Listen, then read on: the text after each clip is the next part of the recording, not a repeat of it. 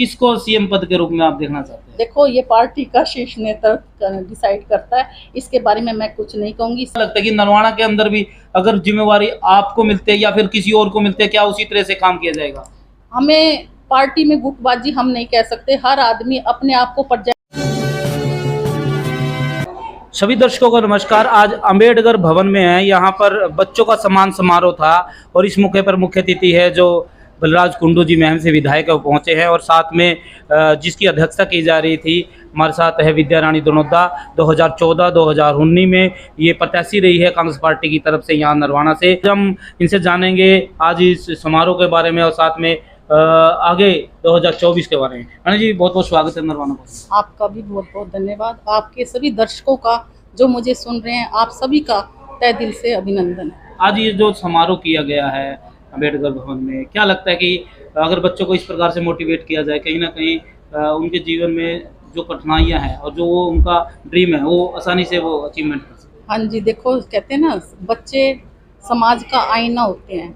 हम बच्चों को जैसा सिखाएंगे, जैसा उनके साथ सलूक करेंगे, वो उससे हमें दुगना करके देते हैं। हम उसे उत्साहित करेंगे, प्रोत्साहित करेंगे, वो जो रिजल्ट लाते थे उनसे आगे बढ़कर हमें रिजल्ट देंगे और हमारे समाज का, परिवार का नाम रोशन करेंगे।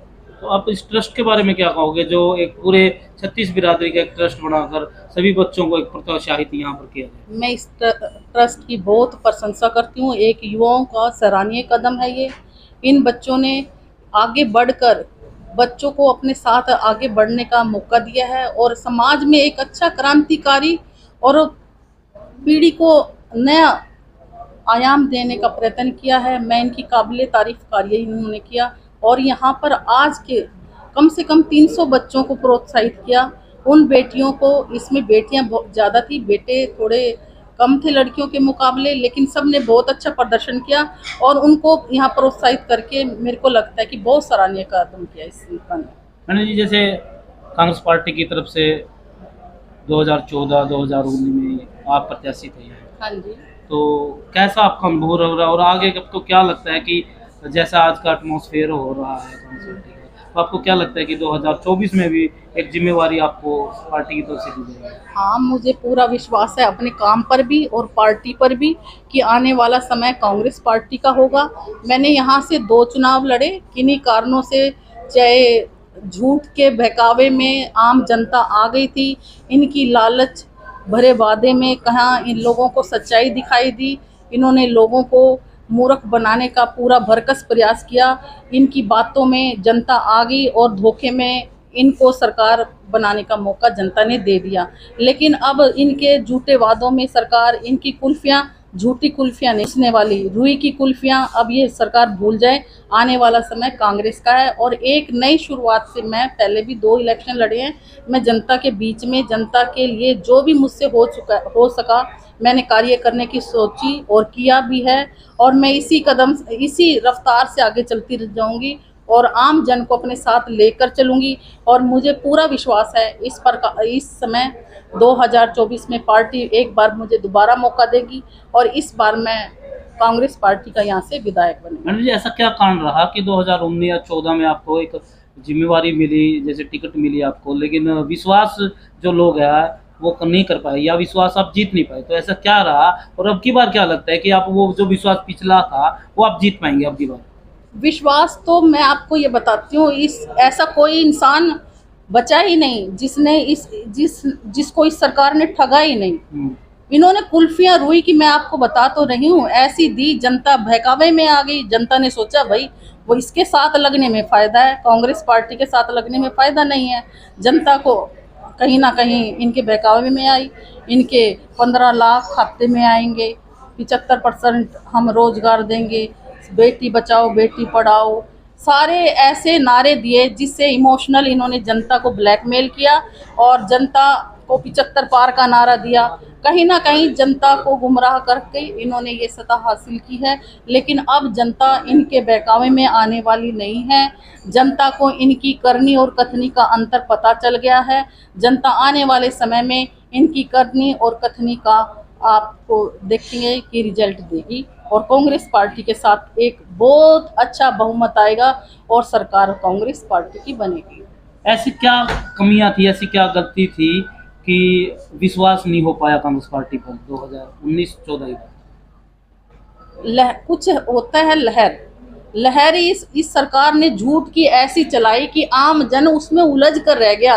वो ठीक और गलत का में डिफरेंस करने में अपने आप को कायम नहीं कर पाया, क्योंकि उनके तरह सपने इतने अच्छे दिखाए गए थे कि कोई अच्छी चीज़ों की तरफ इंसान ज़्यादा जल्दी लपकता है जब उसे ये डाउट होना भी होगा या नहीं होगा। वो तो प्रेजेंट की चीज़ में देखता है ना। उनको तो ये था कि मोदी जी कह रहे हैं 15 लाख आएंगे, रोजगार 2 करोड़ मिलेंगे, लेकिन ऐसे ऐसे बहानों के बीच में हमारा मतदाता उलझ कर रह गया और सही निर्णय नहीं कर पाए। विद्या रानी जी, अगर आपको बात करें तो किसको सीएम पद के रूप में आप देखना चाहते हैं? देखो, ये पार्टी का शीर्ष नेतृत्व डिसाइड करता है, इसके बारे में मैं कुछ नहीं कहूँगी। सभी नेता अपना अपना काम करेंगे, आखिर में जब बहुमत आएगा उसके बाद हमारा शीर्ष नेतृत्व इसका डिसाइड करेगा। बीजेपी तो अब भी कह रही है जी, पिछली बार 75 पार थे, अब की बार तो कुछ और ज़्यादा ही कह रही है कि अब की बार और ज़्यादा मोदी जी ने काम करके दिखाया है, तो अब की बार तो पूरा बहुमत लेंगे।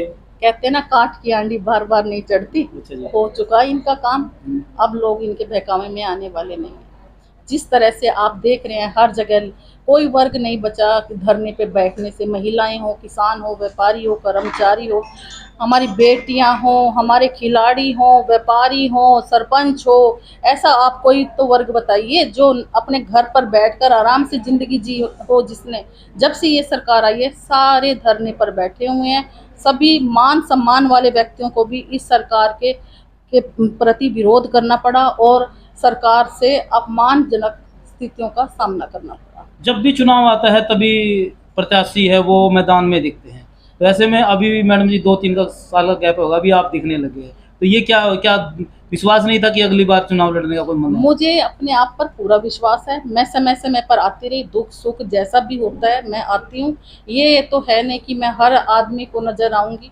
जहाँ मुझे बुलाया जाता है मैं आती हूँ, लेकिन थोड़ा कुछ टाइम होता है, पॉलिटिकली एक्टिविटीज थोड़ी कम हो जाती हैं। जैसे जैसे टाइम आएगा वैसे वैसे सभी अपनी तैयारियां करेंगे, अपने हिसाब से करेंगे। हर आदमी का तैयारी करने का तरीका अलग अलग होता है। एक पार्टी के अंदर गुटबाजी बहुत ज्यादा देखने को मिलती है, क्या लगता है कि नरवाना के अंदर भी अगर जिम्मेवारी आपको मिलती है या फिर किसी और को मिलती है, क्या उसी तरह से काम किया जाएगा? हमें पार्टी में गुटबाजी हम नहीं कह सकते। हर आदमी अपने आप को प्रेजेंट करना चाहता है। वो दूसरे को गुटबाजी लगे या कुछ लगे, वो तो अपना प्रचार कर रहा है, पार्टी का प्रचार कर रहा है। हम सभी अपने अपने काम में लगे हुए हैं। ये तो लोगों का नजरिया है, वो उसको किस तरीके से देखते हैं। मैडम जी, अगर आपको जिम्मेवारी नहीं मिलती है तो क्या इसी तरह से फिर आप भी मतलब कांग्रेस पार्टी के मतलब सपोर्ट करोगे? देखिए, मैं तो हमेशा करती आई हूँ और मुझे पूरी उम्मीद है, जिम्मेवारी क्यों नहीं मिलेगी। विश्वास भी तो कोई चीज होता है। अपने काम पर विश्वास होना चाहिए आदमी को, और मैं अपने काम पर खरी उतरूंगी और जरूर विश्वास। यानी हैट्रिक तो आपकी टिकट की हो जाएगी? हो जाएगी तो आपके जीतेंगे भी। अच्छा जी, जीतेंगे भी।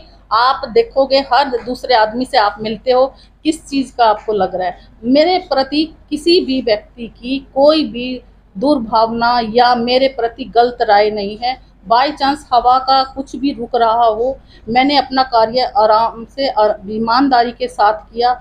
हम जैसे भी मैंने 2 इलेक्शन लड़े हैं, लेकिन कोई एक बंदा भी मेरे बारे में नेगेटिविटी नहीं कह सकता। मैंने कोशिश की है, मेरे से हो तो अच्छा हो, बुरा मैं किसी का करना नहीं चाहती, क्योंकि एक मान सम्मानित परिवार से मैं आती हूँ, जहाँ पर हमें सोशल समाज सेवा का काम हमें शुरू से करते आए हैं। मेरा परिवार एक सामाजिक परिवार है और कोशिश रहेगी कि मैं समाज के प्रति वफादार रहूं, उनके हर कार्य में दुख सुख में उनके हाथ बटा सकूं, उनके साथ खड़ी हूं। क्या चीज मजबूत मांगते हो कि विश्वास करें आप पर लोगों की? आप मुझे मौका तो दे के देखिए, मैं बेटियों का भी, हमारे युवाओं का भी, सरकार में अपनी विधानसभा में अपने एरिया की आवाज़ बहुत बुलंदी से उठाऊंगी, और जब आवाज़ गूंजती है तो उसका रिटर्न जरूर मिलता है। अनिल जी, अगर आज के समय की बात करें, नरवाना की जनता त्राही त्राही मची हुई है। नरवाना की जनता में पानी को लेकर, बिजली को लेकर, सीवर व्यवस्था को लेकर हर जगह जाते हैं तो इसी प्रकार की व्यवस्था देखने को मिलती है। जब भी कोई बड़ा नेता आता है तो वादे करके चला जाता है, लेकिन बाद में जो जनता है पीछे पीछे रह जाती है और सड़कों पर जाम लगाना पड़ता है, जैसा कि आज हाल देखने को मिल रहा है। मैं तो आपको कह ही रही ना, ये सरकार के ही सारे प्रोग्राम है। सरकार किस तरह से आम जन को बेहाल करने पर आतुर हो रही है। अगर एक तरह यहाँ कांग्रेस पार्टी की सरकार होती, मजबूत हमारे सारे नुमाइंदे होते, तो जनता को दिक्कत करने की कोई ज़रूरत ही नहीं थी। हाँ जी। अच्छा सर, सरपंच साहब नमस्कार। नमस्कार। सर क्या कुछ कहना चाहेंगे, कांग्रेस पार्टी की तरफ से आप किसको मजबूत कैंडिडेट के रूप में देखते हैं? ऐसा है, कांग्रेस पार्टी के 2 चुनाव लड़े हैं विद्या रानी को, और अच्छे तरीके से लड़े हैं। हम तो विद्या रानी को सबसे मजबूत मानते हैं। ये चुनाव तो हार जीत तो बड़े बड़े लीडर चौधरी देवीलाल चुनाव हार गया था, ये को चुनाव हार जीत से नहीं देखा जाता, उसका व्यक्तिगत देखा जाता है। ये आदमी समाज में काम करने वाला है। तो क्या लगता है कि अब की बार रणदीप सिंह सुरजेवाला भी, पार्टी हाईकमान भी, और सब जितने भी हमारे कांग्रेस के बड़े लीडर हैं, वो सोच समझ के टिकट देंगे। जिन्होंने बुरा वक्त में काम किया पार्टी के लिए, उसको अच्छा वक्त में टिकट उसको मिला। यानी कि जो दूसरे व्यक्ति प्रचार कर रहे हैं, तो आप ये नहीं मानते हो कि उन्होंने बुरे वक्त में साथ नहीं दिया कांग्रेस पार्टी का? मैं नहीं कहता किसी ने साथ नहीं दिया, तो इसका लेकिन मतलब ये ना आप ये नहीं है साथ का उस टाइम में भी कहीं ने चुनाव लड़ा है, पार्टी के लिए काम किया है, तो दूसरे साथ भी करने लग रहा है, तो पार्टी हाईकमान ने देखना है।